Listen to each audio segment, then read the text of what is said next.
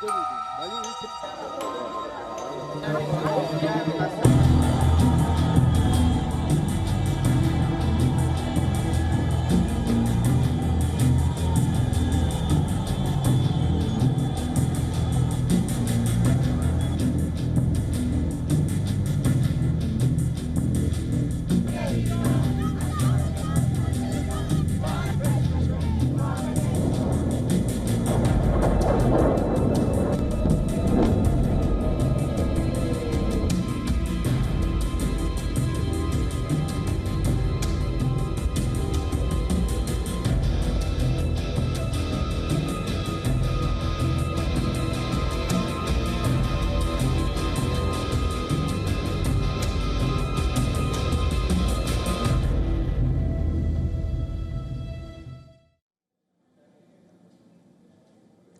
Iran's capital is on edge once again. What started out as an economic protest in Tehran has now entered its fourth day, drawing in shopkeepers, students, middle-class Iranians. This is a combination that has historically unsettled the Islamic Republic more than any other.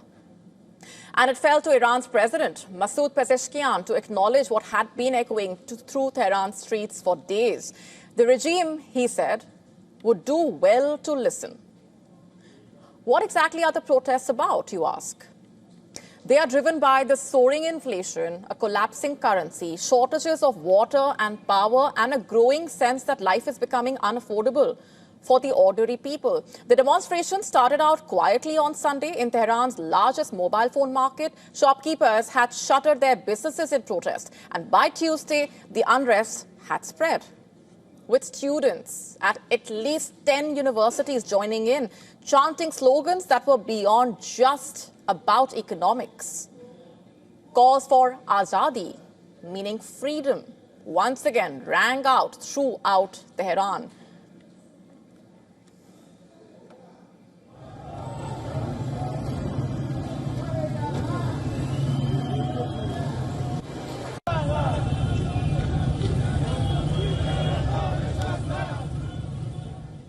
And the footage from Tehran showed scenes that one rarely witnesses so openly in the country.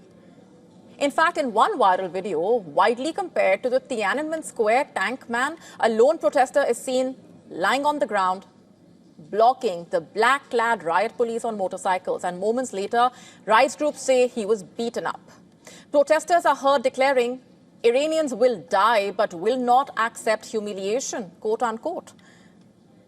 And how exactly is the government responding to all of this? Well, the response has been mixed, at least publicly.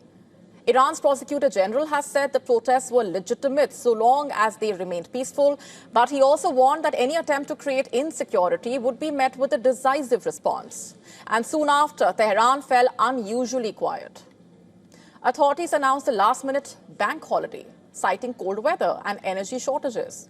Schools and universities were ordered online. Officials insisted the closures had nothing to do with the protests, but the timing definitely raised eyebrows and triggered questions. Now, the backdrop to this new wave of dissent and unrest is Iran's battered economy. Iran's currency has plunged, losing around 40% of its value since the summer. Subsidies have been cut, petrol prices have risen. Meanwhile, sanctions continue to bite. And let's not forget, just months ago, Iran also fought a brief 12-day war with Israel, a conflict that killed several senior Iranian commanders and further strained the country's economy. According to analysts, it is not the war itself, but what followed that has exposed the inherent weakness. During the war, people focus on, or during wars, people focus on survival. After war, they count the cost. Meanwhile, Israel's intelligence agency has added fuel to the fire, issuing a rare direct message in Persian, urging the people to go out into the streets together, claiming it was supporting protesters on the ground. And that statement came days after the Israeli Prime Minister met the US President Donald Trump, who warned of fresh strikes if Iran rebuilds its nuclear or missile programs, but also suggested Tehran might want to negotiate.